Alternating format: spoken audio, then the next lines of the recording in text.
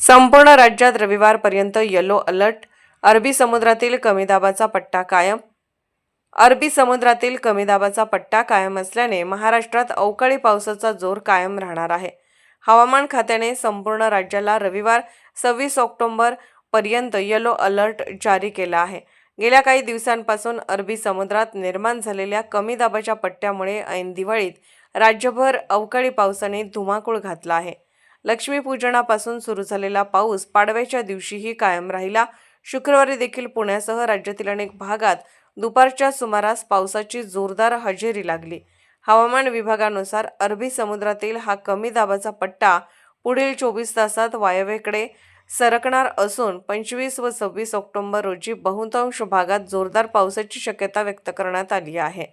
Yellow alert असलेले प्रमुख जिल्हे पालघर, ठाणे, मुंबई 25-26, रायगड 25-27, रत्नागिरी 25-27, सिंधुदुर्ग 25-26, धुळे, नंदुरबार 25-26, जळगाव 25, नाशिक 25-26, अहमदनगर 25-27, पुणे घाट 25-27, कोल्हापूर घाट 28, सातारा 25, सांगली 25, सोलापूर 25-26, संभाजीनगर 25, परभणी 25, बीड 25-27, नांदेड 26-28, लातूर 26-27, धाराशिव 25-27, अकोला, अमरावती, बुलढाणा, चंद्रपूर 25-27, भंडारा 25, गडचिरोली, गोंदिया, नागपूर, यवतमाळ 25-28, वर्धा, वाशिम 25-26.